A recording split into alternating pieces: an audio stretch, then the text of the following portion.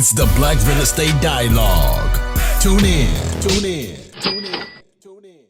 Hi, everyone. Welcome to another episode of the Black Real Estate Dialogue podcast. I am very excited for this episode today. Here with me, I have Jeanine Smith out of Atlanta, Georgia. Jeanine, thank you so much for taking the time to be on the show today. I really appreciate it. Thank you so much for having me. I'm excited to be here. Definitely, for sure. So to start off, could you just tell the audience a bit about who you are? Absolutely. So my name is Jeanine Smith. I am the founder of Black Girls in Real Estate and also the founder of the Mogul group. I fix and flip and build homes here in the Atlanta market through my business, the Mogul group. And then through Black Girls in Real Estate, we are becoming the number one community to educate, connect, and bring investment opportunities to Black women in real estate. So we have a little over 31,000 members in our Facebook group and a little over 12,000 on Instagram. Wow, that's a pretty big audience. Yes, it's growing. Definitely. When did you start Black Girls in Real Estate? So actually, we've only been in existence for about a year and 4 months now. So everything I've done has been organic. We've just naturally grown.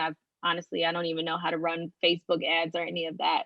So I just started the platform because I truly felt like there were other African American women that were in the space of fixing and flipping and might need, just a place and an opportunity to just connect and to learn about, what's going on in the economy, what's going on with our inventory, investment opportunities. And I was going to a lot of the local RIA groups, but I just wasn't really seeing people that looked like me.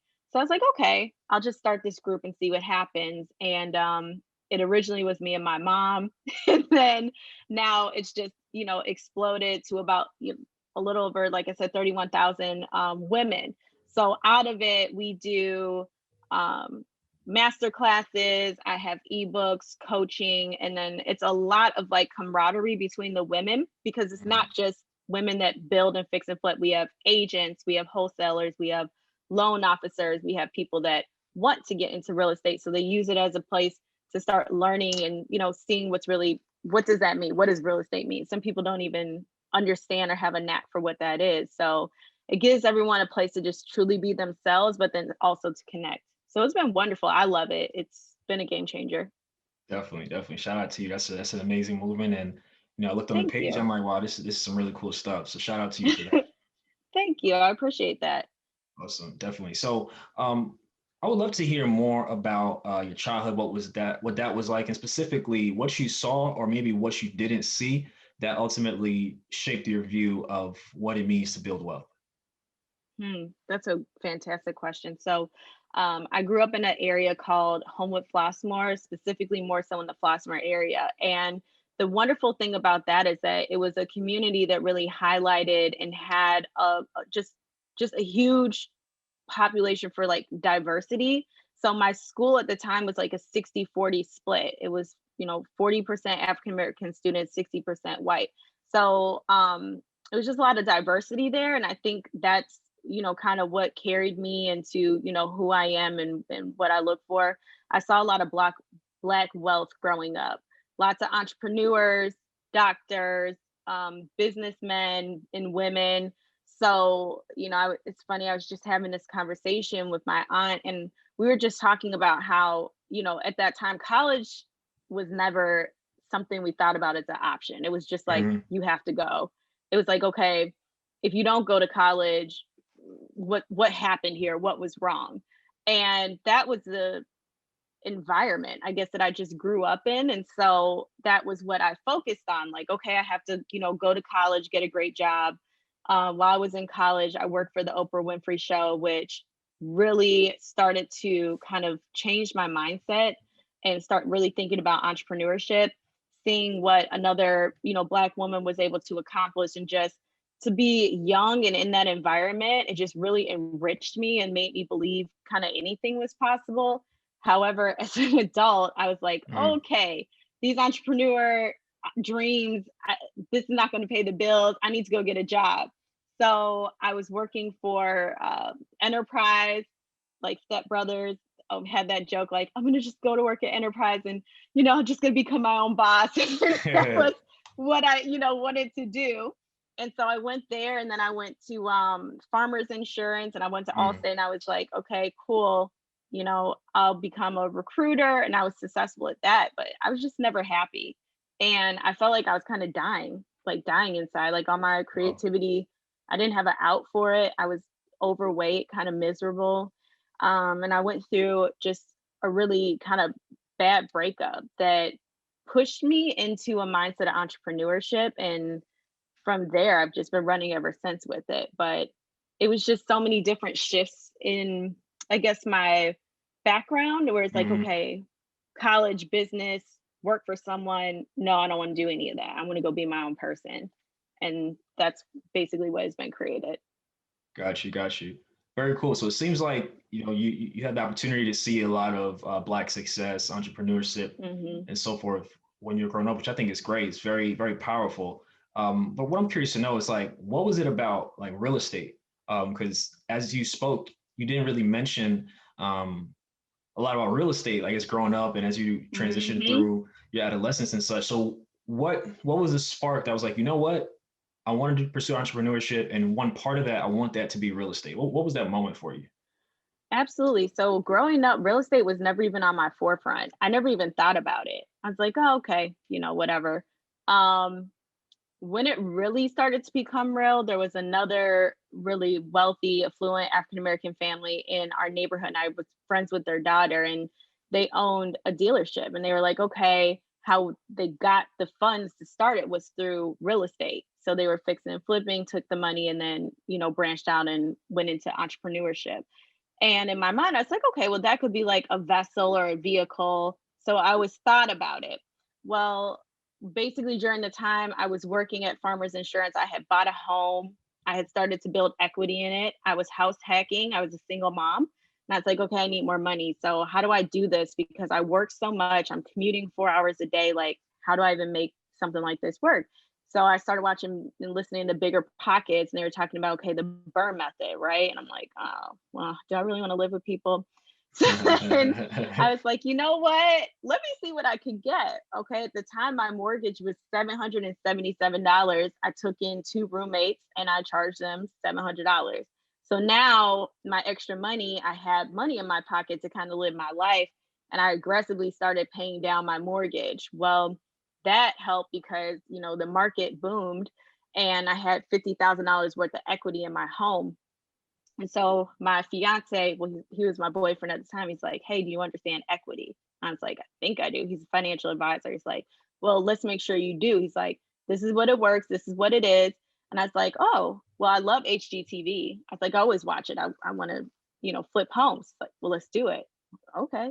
So I took $20,000 of, actually, excuse me, I took $10,000 of my bonus, and I was like, all right, instead of buying some ugly furniture that I'm never gonna, use next year, I'm just gonna fix my house up. So I painted my home. I got new carpet, new vanities, everything. And I was like, all right, cool. Let's see what happens off of this. Listed my home. 3 days later, I had an above asking offer. I closed out 7 days later, and I had a little over $70,000 in my bank account. And I was like, holy, what? This just worked. I was like, this just worked. Oh my God, this worked. So now I'm sold, right? But I'm like, Mhm. okay, now I'm homeless. Like, where, like, where am I Yeah, gonna yeah, go? yeah. So my fiance and I, he was my boyfriend again at the time, we moved into an apartment, was like, all right, let's just do this. Like, let's see if we can get a house and start fixing and flipping. So I broker now for a company called Ground Floor, but Ground Floor was the first company that gave me funds to start fixing and flipping. So I paid off half my debt, took the other half, leveraged it, went and got a hard money loan. And honestly, that's the story. I've been rolling ever since with it. But it was just something that was an idea. I was like, I always said, okay, I really do want to own properties around colleges and I want to do all these things. But it was like, how do I get in the space to even get that? And to get there, I just leveraged my biggest asset, which was my home, which some people, they say, oh, it's a liability. Well, for me, it was the best asset I ever had. And it changed my life. Definitely. Couple questions. So one thing you Hmm. mentioned, is that you had some equity built up in your home, and that ultimately you sold it, and then you sold it. Hmm. Um, Yep. Now you know how it is. People are like, oh, I'm never selling my house. Don't ever sell your Hmm. house. And I'm glad that you offer a different perspective. So can you dive a bit more into that, and just talk about why you felt that was the right move for you, and Hmm. why people should be more open-minded when it comes to that kind of thing? I get this question all the time because people are like, I'm not in a space where I want to sell my home. I just bought it. And, being more experienced now too, I understand, you can refinance, you can pull out HELOCs, you can do all those things. But at the time for me too, I was just ready to make a different move. I wanted to transition. I knew this wasn't a forever home. I also didn't want to rent this home. And the market was so rich. So I was like, you know what? I want a big hit. Like I want all my money so that I can use that to grow. And that's what made me choose to do it instead of like adding, more debt and trying to pay it off later. I Hmm. wanted the large amount of money, and that was the fastest way for me to get it. And that was again the best move that I ever made. And I know it's risky and some people are like, "Oh my gosh, I don't know if I want to do that." But um in this crazy market right now, everything going highest and best, cash offers. It's like, Yeah, I know this was, almost 4 or 5 years ago now for me, but it's even richer now. Like it's even more opportunity. So it worked out for me. I loved it. I was ready to make a change. definitely. I appreciate that. Appreciate that explanation. Hmm. And something you mentioned was a company that provided you with the funds for your first fix and flip. Hmm. Was that a hard money lender? They are. Yep. They're Got it. called Ground Floor. They're here in Atlanta. Mhm. I do broker with them. So if anyone's interested or need fix and flip funds, excuse me, you can definitely reach out to me. But they were fantastic because they're easy to work with. The great thing about them, it's a 640 credit score, LLC, EIN, and you just need to, basically have money for down payment, which is about 20 to 25% down at this time. And they offer what is looked at as like a deferred payment option. So typically with traditional hard money companies, you're going to have that monthly interest payment up front. And that makes it difficult, right? It's already Mhm. hard to have down payment. Now I have to have more money up front to keep paying it out. And then you're hoping that your flip goes well. Well, the great thing about them is that monthly payment, it goes onto the backside of the loan. So it's still accruing. However, you don't have to pay it until you get to the closing table. So it's 1 year loan, deferred. They don't ask for tax returns, they don't ask for W-2s. So they're truly lending on the asset. And I view them as being investor friendly, especially for people that are entrepreneurs and may not have a W-2, or 1099s or whatever. So they're just very easy to work with. You can have up to 4 deals at one time. And I love them. They do fix and flip and new build. So pretty much all my loans are 100% through them. Got it. Got it. Are they based do they lend exclusively in Atlanta? Not exclusively. So Okay. they're in 31 states Oh wow. and they're heavy through the Southeast. They only Mhm. do new builds in Georgia, Florida, and North Carolina. But in the other 31 states that they're in, they do fix and flip deferred. Got it. Got it. Very good to know. Very good to know. I guess for those who are not familiar with what a hard money lender is, could you explain just from your perspective, just I guess kind of just a short description of what that is and how Mhm. they can help someone invest? Absolutely. So a hard money loan is a loan that's going to include a percentage of your purchase price and typically 100% of your refund, or excuse me, your rehab budget. Excuse me for that. Typically, they are going to loan anywhere from like a loan to cost or a loan to the ARV, which is your after repair value of the home. Ground floor lends on loan to cost. So you're taking your purchase price plus your rehab, you're multiplying it by, let's say they lend at 0.75%, that's your down payment. And the more experience that you have and the more loans that you do with them, the rate gets better. So after about 4 houses or 4 fix and flips that you do, it goes to about 90% for their lending. And then right now they have a really cool program where if you have 10 or more fix and flips, they're doing almost 100% funding. So they're a wonderful company. Hard money is more so asset based lending. They're lending on the current value of the home your rehab budget, and then from there, what you believe you'll sell it for, which is your after repair value. Got it. Appreciate that explanation. So Mhm. talk to us about that first fix and flip. You had no prior experience. Seemed like your fiance was like, all right, we just gonna figure this out. Let's do this. So can you talk to us about what that experience Yes. was like? Yes. Oh my gosh. So our first real deal that we did together was insane. I mean, I think I've made every mistake that a person that, is a fix and flipper can absolutely make, underestimating budget, thinking, okay, I can do all this work by myself, not having the right team, it was just a great learning experience. And that's one of the reasons why I like coaching, because that coaching provides people with leverage to not make all those expensive mistakes. You're paying for somebody's expertise and knowledge so that you can go out there and just be, 100% profitable from the jump. I have been blessed in that all my projects have been profitable. I have not taken a loss, even when, it may have been difficult. But I remember on our first one, I was like, Yeah. well, who's going to do the line? Like, who's going to do the side? And it's like, oh, we didn't budget enough for the labor part of it. We have enough for the materials. And I'm out there with stiletto nails, like laying sod. And to this day, I still enjoy doing some of the work. The yard work is my favorite. I do like to do that. But at this point now, we have teams and processes, and it's a lot smoother of a process. But when we first got started, it was real interesting. Yeah. How did it feel to get to the finish line and get the home sold and all that during that first Mhm. experience? 'Cause I know you mentioned it was tough. You made some Yes. mistakes and you figured some things out. But how did it feel when you just got to the closing table and the deal was done?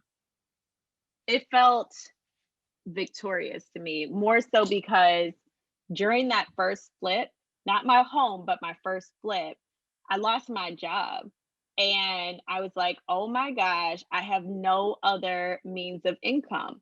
So I literally threw myself into this house. I mean, day and night, like working, listening to like church music, trying to like stay mentally Yeah. strong and get through the process, because I'm like going through the grieving process of like, okay, I just lost my income, I lost my job, I lost this title, the company car, the Amex, like, oh my God, who is Jeanine without this? And this flip really helped me to learn who I am as a woman, as an entrepreneur. I was able to, learn about hard work and a little bit of grit. And so it was just like one of those moments at the closing table where I was like, okay, I'm dope. I can do this and I can make this work. And that was it. I was like, I'm never going back to corporate. I mean, I basically got my salary dropped into my bank account within like 90 days of finishing the flip. So I was sold. I was like, I don't need someone to, kind of tell me my worth or whatnot. No bashing to like 9 to 5, but I was just tired of it. It's like, I can do this. And that's where I got to. So it was Wow. a wonderful feeling. Yeah. Wow. That's powerful for many reasons. But just think, I'm just picturing it, right? You lose your job in the midst of this first project. And at Hmm. that's like a pivotal moment, right? Because at that Very. time, you could have decided, well, I lost my job. Maybe this is not worth it. And maybe you could have just given up on that too. But you didn't. You Hmm. persevered. You did your best to just get to the finish line. And I think Yep. there's a big lesson in that because, life happens to us all, right? But a lot of Yes. it is like how you respond. And if you responded in a Absolutely. different way, we probably wouldn't be sitting here today. Definitely not. I mean, it was literally like fight or flight. I didn't even have black girls in real estate at this point, right? It wasn't even something I was thinking about. Like, I was thinking about survival and success. Mhm. And I already had it in my mind. I was like, I really want to transition from what I identified as being like an ordinary person, living like an ordinary life. I wanted to be extraordinary. And I think that's still like my overall goal, to continue to like push myself to personal excellence. And that was the start of it. Like I got so tough. Like I used to just like cry, like, oh my God. No. that person is no longer there, but it just was a really empowering moment. Definitely amazing. So you got that first deal done. How did things progress from there? Like what was the next move after that? The next move was to get another house. So we did another flip. I found another one on the same street.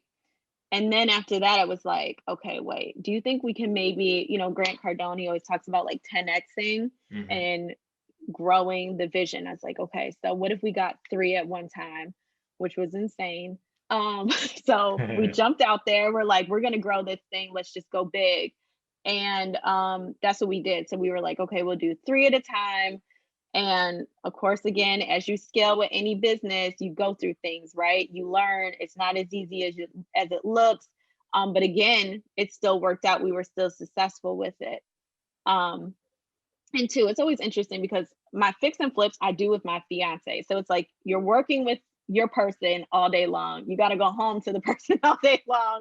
So you're like learning like a balancing act in your relationship. You're learning a balancing act like in your business. So you just, as a person, you're transforming each Mm-hmm. time. And then on top of that, you're also trying to transform in regards to your design elements of the homes and okay, what am I going to make these bathrooms look like and kitchens? And it's just all of it is just like you're just growing, just continual growth. Definitely. I love it. Yeah, Mhm. that's incredible. That's incredible. So Thank three at you. one time, huh? What was that like? Um, Insane. Talk to us about it. Yeah, I mean, it's even busy. It's even busy now. Like right now, I have five going, right? Mhm. Because and I have one. It's not in another state, right? But it's 4 hours away. So I had to learn to like balance teams. Having okay, so one team might go over here and start the foundation, because now I'm doing some new builds. And then once they're done with that, I'm going to bounce them over to, the next address. They'll work on the foundation while that person's doing framing. So really what I've learned over time is that fix and flipping is really more about project management and having the right teams and the right people. I'm still very probably overly hands-on. Again, as I talk about design is everything to me. I like to be known for my bathrooms and my kitchens. So I spend a lot of time like picking out materials and marbles and porcelains and things like that. So yes, you have, crazy experiences where people are supposed to show up. They don't, they never show up. I even recently I was driving down to Brunswick and I'm like, okay, I need a painter because my house is 5,000 square feet. It's 113-year-old Victorian home that we are converting into an Airbnb and event space, right? I don't know anyone in Brunswick really. I'm like, okay, great. My fiance's from there, but that's, your kids. Get a referral, call the guy. I talked to him weeks ago, letting him know I'm coming down. I'm literally in the car on the way, 2 hours out, jumping through hoops to get there on time. He cancels on me like, hey, I'm booked for like the summer. I'm not gonna be able to do this. And I'm like, oh my gosh, I'm coming down to like, give this man business. I'm trying to Wow. support. So it's things like that. Like I still experience Hmm. just I don't know, delays, like difficulties with it. But, now we got this great guy who's painting the house. And so it's just things like that. Like you just have to really get tough and also get savvy to have other resources or other backups to the backup. Definitely. That makes a lot of Yeah. sense. And in the beginning, how are you finding deals? Were you sending out mailers? Were Mhm. you just cold calling MLS? Like how are you sourcing? No. So at that time, that was before the market is what it is now, where there's like no inventory. Hmm. So originally, I was able to find a couple of my first deals on MLS. They were like foreclosures. Um, Now that is so difficult.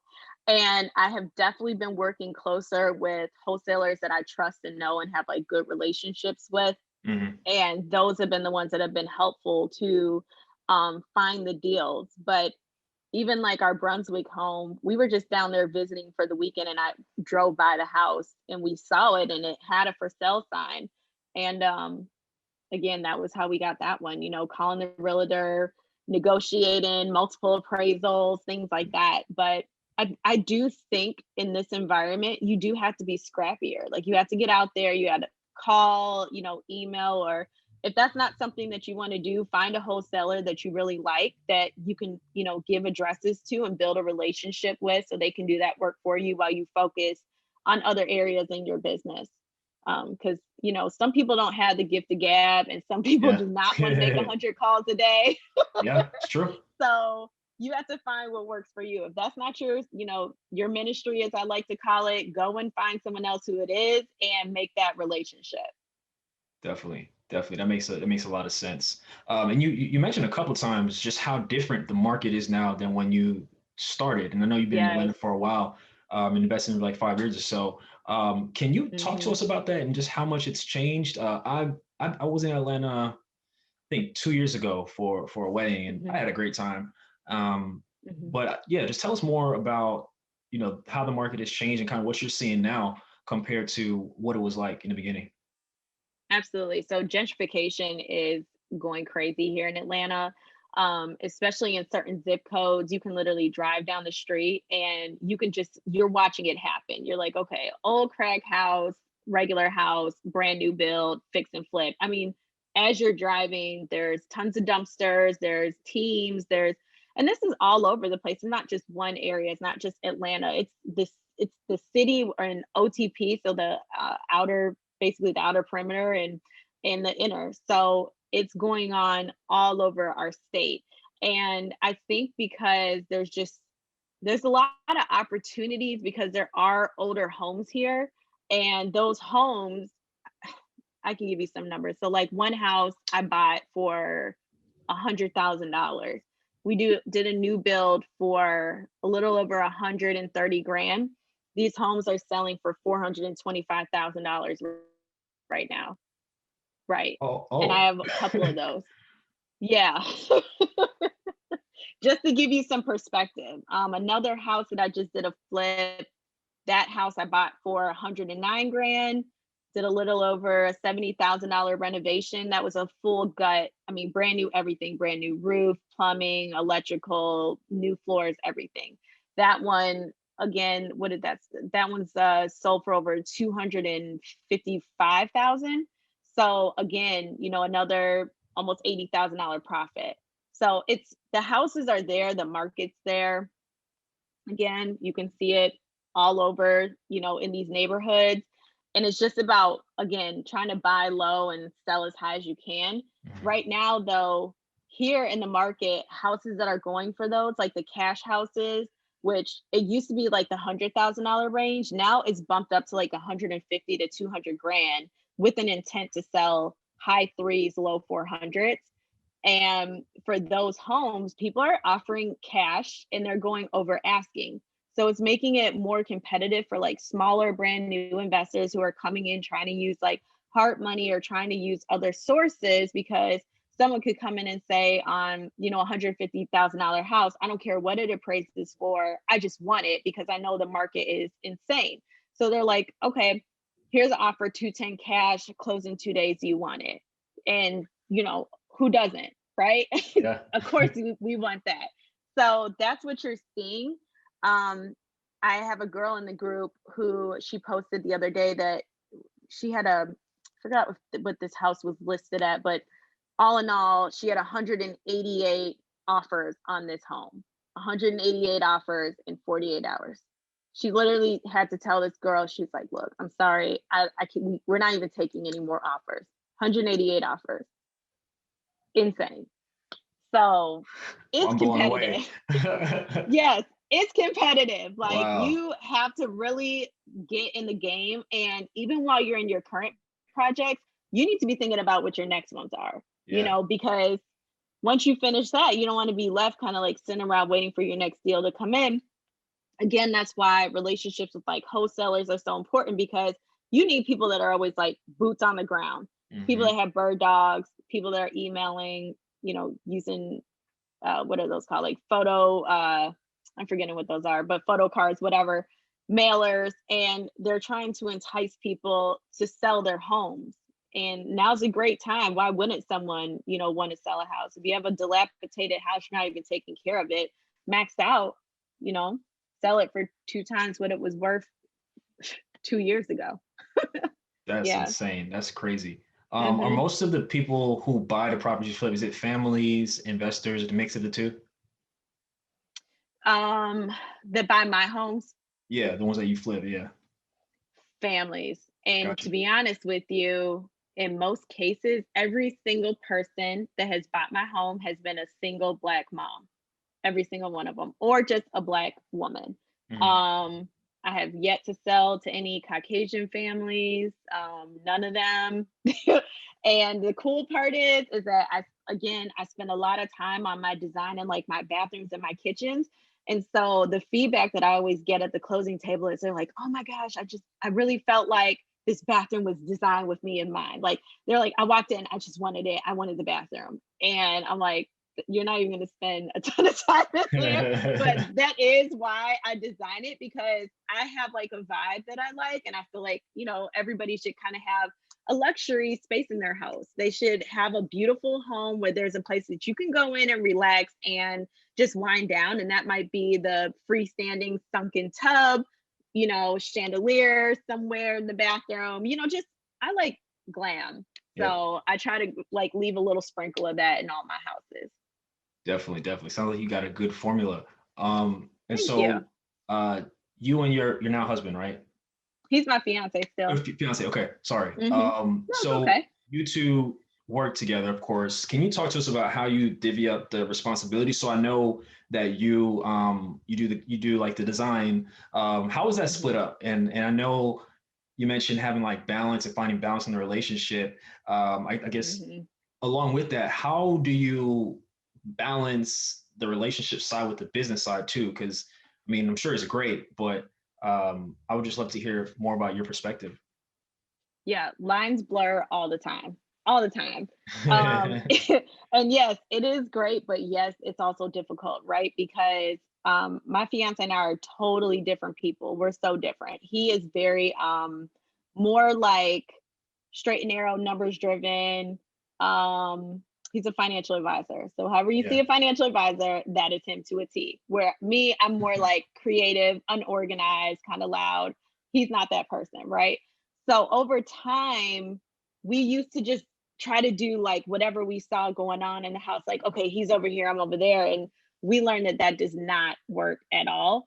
So it's like, okay, stick to your ministry. As I always say, what are you good at? I'm good at design. I'm good at putting colors and textures and materials together.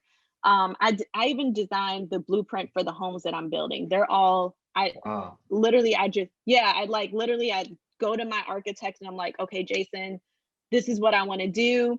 This is the feel of the house. I want an ensuite. I want a loft. I want, whatever. And he takes my ideas and creates it for me. Well, Nick is amazing at budgets.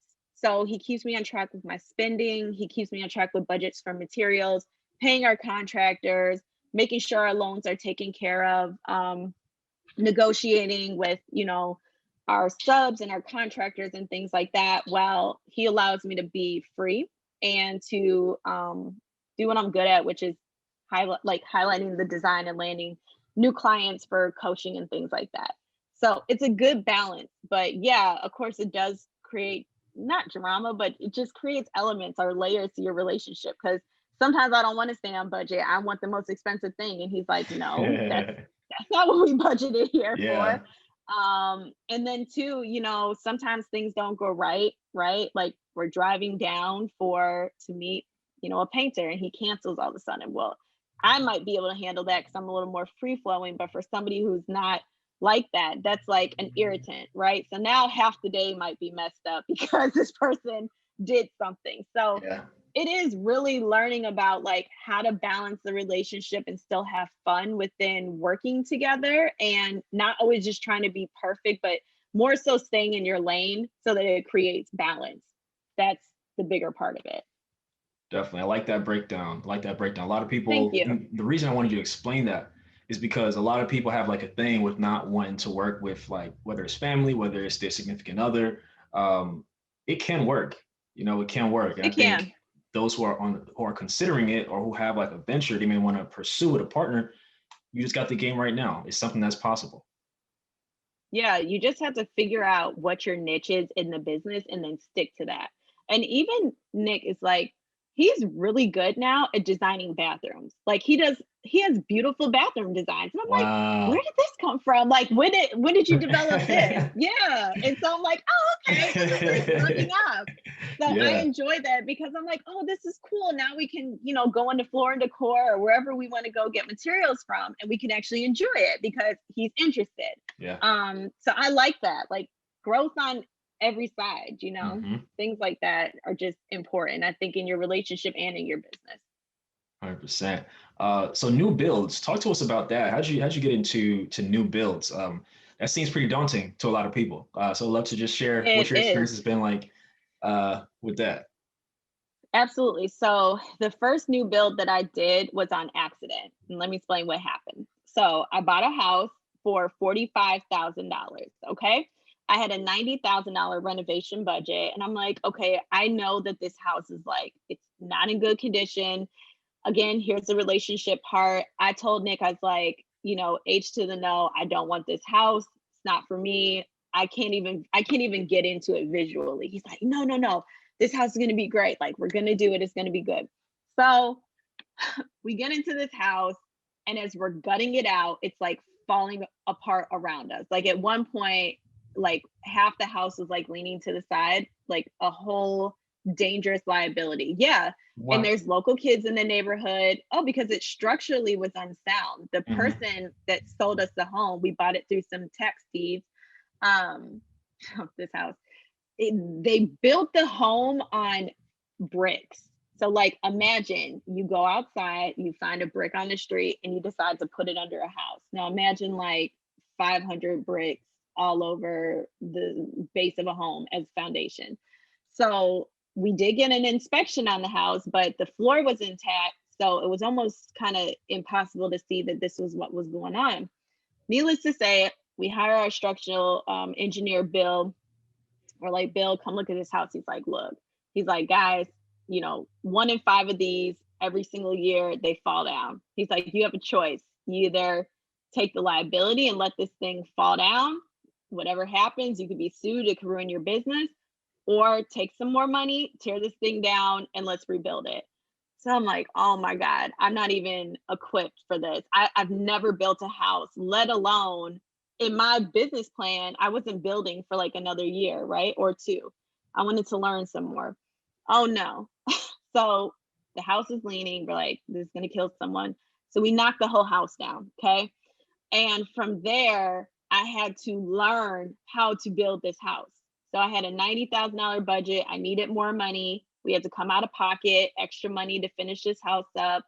I learned from foundation to framing to flooring, electrical, plumbing. And I have a lot of those contacts anyways from fixing and flipping, but now I'm doing it from a new build perspective. And really what I realized is that new builds are easier on the back end. It's just more work on the front end with the design aspect of it, the permitting aspect of it, even hooking up to, like Georgia Power. Um, how do you get the hookup from the wires on the street to the wires on the house? And how do you hook up the plumbing from the street to the plumbing on the house? So all those things I had to learn by fire. Like, oh my God, I'm on a 1-year loan. I have to get this house built. I'm way under budget with my budget. And we built it. So now I have 2 more. But my first experience, that was that was how I learned it. And so now we've gotten, just a whole team that was pulled together from that one experience. And now again, if I had to do it all over again, there's no way I would ever want to do it in that form or in that order. But I love new builds. Like, it's so much easier than going behind somebody's, work from 1932 and trying to pull out all the cast iron pipes in a house to repipe, things like that. It's kind of easier, but you do have to be a little bit more creative with like, okay, well, what do houses look like in the area? Are we doing ranch 2-story? Do they have laundry rooms? Do they even have pantries? Like, what's going on? And trying to not overbuild or over renovate for the area, but to still stay competitive in the market.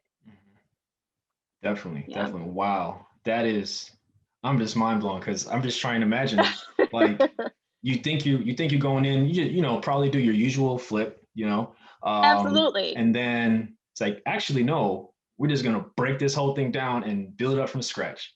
And build it from scratch. We're gonna bulldoze your house. Like, excuse me, ma'am, can you move over? We're gonna knock this whole house down. I remember I stood there and like in my head, I was like, oh my God, like what have I gotten into? It's like, I really need this to work out. Like I really need this to work.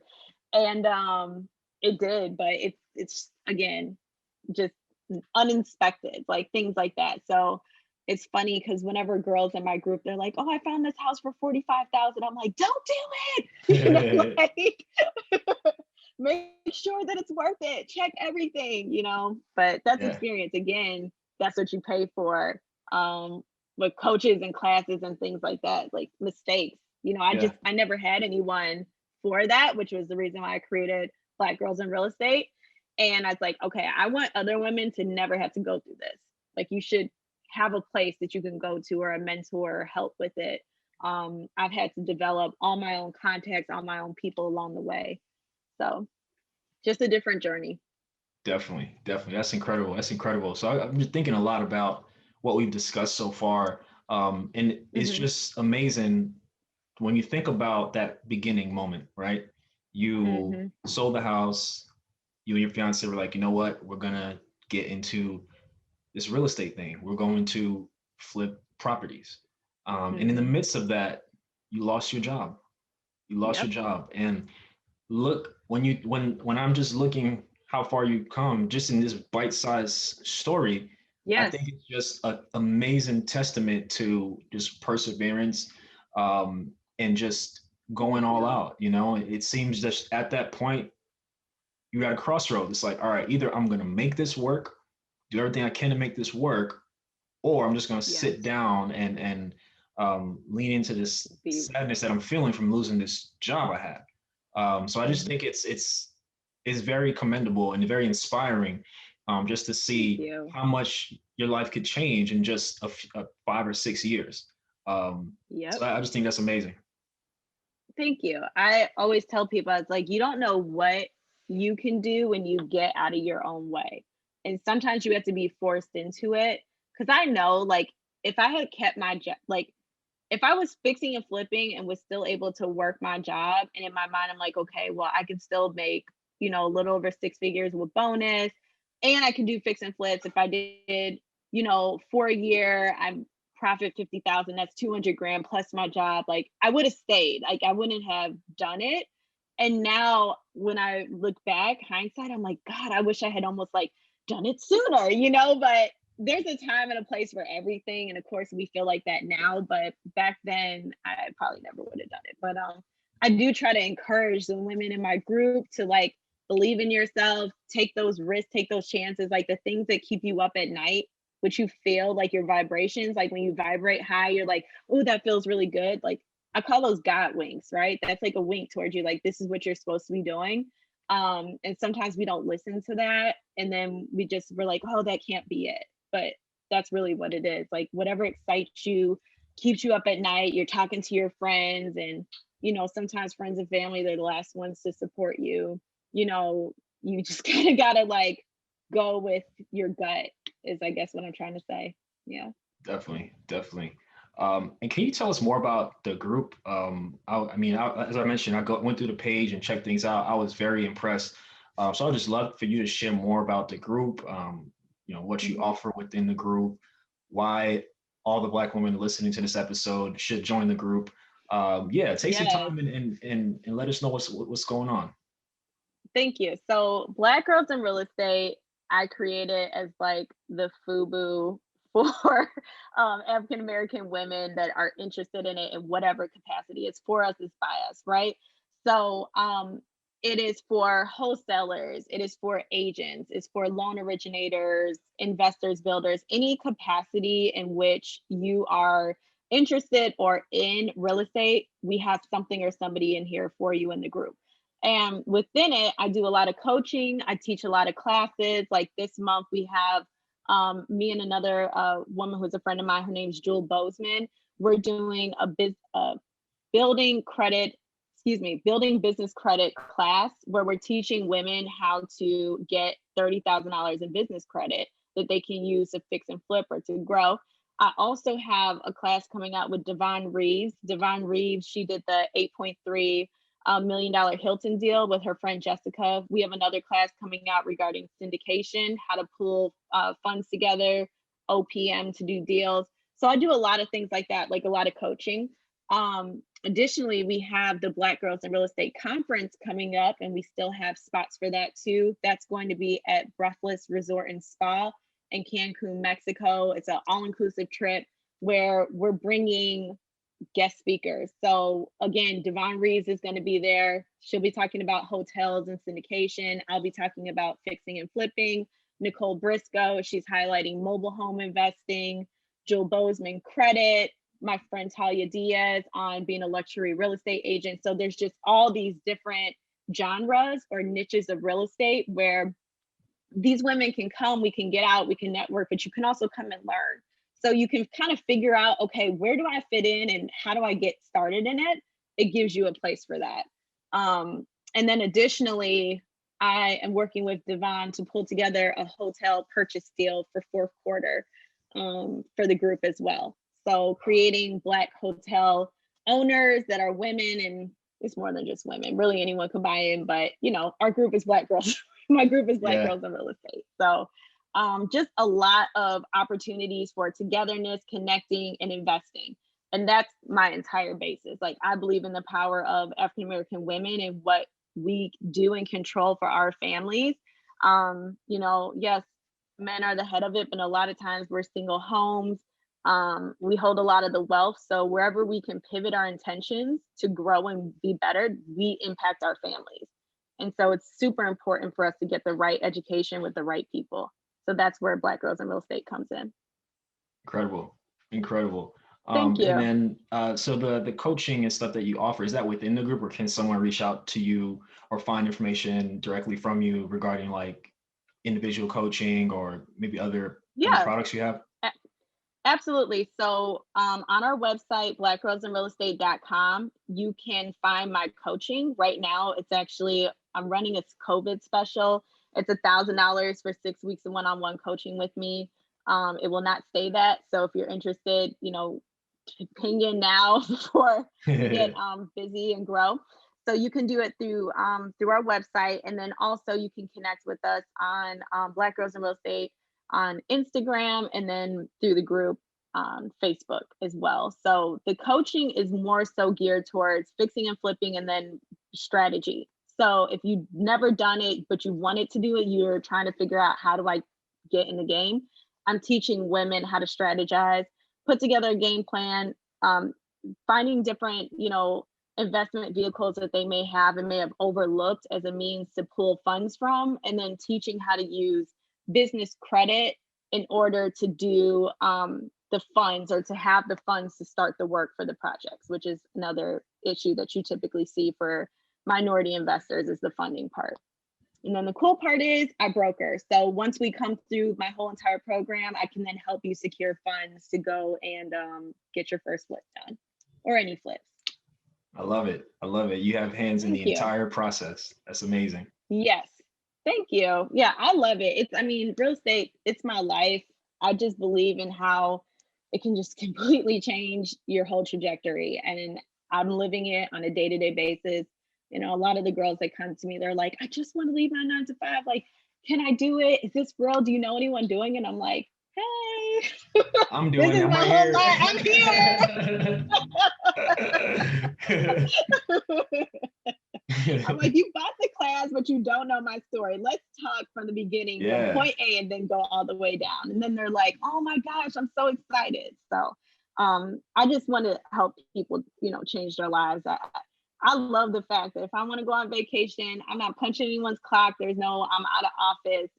It's on me. And if I want to go somewhere and work somewhere else, I can go to another country and work somewhere else. So it's just about just creating your ideal life and implementing strategy to get there. Definitely. So when you think about just growing up as a kid, going through your adulthood and such, could you have ever imagined that your life would be like this and you'd be doing what you're doing now and enjoying the freedom you have now, helping so many people as you are now? Absolutely not. this wasn't even remotely on my radar. I was like, okay, I have to go get a corporate job and I got to blaze the corporate trail and I got to go be a president of somebody's company. And yeah, no, that was what I thought I wanted to do. And then I got into it and I was like, I'm an outlier here. Like, I don't even really fit in. Like, I'm good at my job. I was one of those people, I was such a high performer. I was a recruiter for most of my career. So I was like, okay, how many people do I have to recruit? Oh, you have to recruit 10 people for the year. So I would recruit like 16 people in the first quarter. And then I'm like, well, I already did my job. So like, why do I have to show up? Like, why do I have to come to the meeting? I already finished. Why am I here? You know, and you can't have that attitude. You know, you have to be a team player. They still have expectations. And I struggled within that. I was like, this is crazy. And then I was like, well, how does somebody who's never done my job, how do they get to be my boss? Like, I didn't understand that. And again, I was like, this doesn't work. So I had questions. And having questions and being in corporate doesn't always match. Like, they want you to follow culture and protocol, and I struggled with it. So it was almost a blessing to be able to find something that I can do where I can still do it at a very like high achieving level, but do it on my terms and then live my life on my terms. So it's a blessing. Definitely. That's incredible. What are some words of wisdom you would leave with the listeners, just considering everything you've experienced, everything you've gone through, the ups and downs, the success you've had? Like, what are a couple of tips you would give to someone who maybe they're interested in real estate or just taking a leap of faith in entrepreneurship? What would you say to somebody like that? Ooh, so much to say, but that's a really good question as well. I personally believe that, how do I want to answer this? There's so many things that we see on social media, right, that make people think, oh, I'm behind, or oh my gosh, look at what this girl's doing. She's living this life. She's so great. And I'm at this position in my life. Like, it makes you feel away, right? It makes you feel less than in some ways. And you're like, okay, well, how do I get to where this girl is? And I think people need to realize that influencers, we post the best parts of our lives, right? And oftentimes it's like the most highest achieving moments. We're like, oh yeah, I have a check for 80,000. But you also don't see the days where like bank accounts are negative. You know, you're trying to figure out where your next check is coming from. How am I going to make this work? So I feel like comparing yourself is like the thief of joy. That's one thing. Everybody has their own journey. That's why I believe in strategy. You have to figure out what works for you and your family and how to implement that. So don't compare to somebody's like day 10,000 to your like day one. And also community. Entrepreneurship is one of the loneliest journeys I can even personally say I've been on, because when you start to perform and you start to level up in your life, sometimes people don't understand that and they're like, oh, well, she thinks she's this, or you know, they kind of hate or whatever. So you want to have a community of other people, friends, that are interested in doing the same stuff that you're doing. Like, all my friends are basically entrepreneurs. I do still have friends from growing up, you know, that have made other choices. They're doing other things and I love them, but you need the support of somebody that understands what it's like to go through the highs and lows of it. And that is why I created Black Girls in Real Estate. Like, I needed some support, some friendship, some sisterhood. Like, okay, y'all, let's come together. Today was awesome. Maybe tomorrow won't be, you know, just a place to go. So believe in yourself, follow your heart, don't compare yourself, but have a plan. That's the biggest thing. And get life insurance and also get health insurance. It's cheaper and it's easier to get than what people make it seem like in corporate. Because I think corporate, again, I don't bash 9 to 5, but I think they implement in your mind, oh, if you don't have insurance with us or life insurance with us, like, you can't get it, but you can. And there's ways around it. So again, do your research, figure out the things that you need for your family to survive in that dollar amount, and make sure you have that dollar amount coming in before you just jump out on a cliff. That's my advice. Love it. Thank you. Love it. Appreciate it. Definitely. This has been a very, very powerful interview.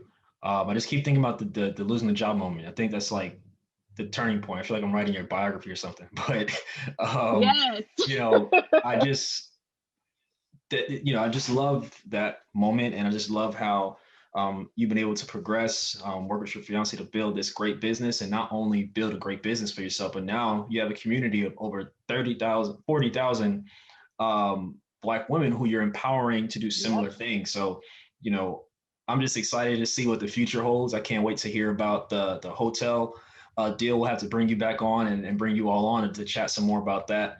But yeah, this I has been a would great love to. interview. Thank you. I really appreciate you extending your platform and your time to me. It means a lot. So I'm grateful. Again, I just look to make authentic connections and build relationships with people. So starts here. So I appreciate you. Definitely, definitely. One more time, could you drop all your social media and websites and such? We'll have these in the show notes as well, but just so people can capture that.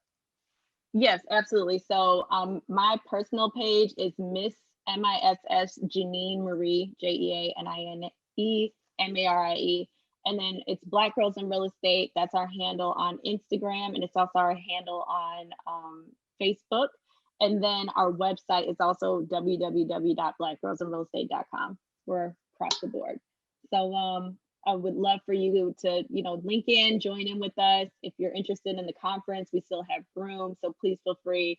There's going to be a bunch of amazing Black women coming together to network, learn, and have a good time. We have a little over 125 tickets that are already sold. So Wow. we're just trying to take over Breathless and show them, the power of beautiful Black women and show up to show out That's and have a right. good time. So I'm excited about it. Definitely, definitely. Appreciate you again, Jeanine. And thank you everyone for listening to another episode of the Black Real Estate Dialogue podcast. If you'd like to support us as an official patron, go to patreon.com/Black Real Estate Dialogue to learn more. If you're interested in any of our resources, courses, and so forth, you can go to blackrealestatedialogue.com and find everything there. Thank you all again so much. I look forward to hearing from you all soon.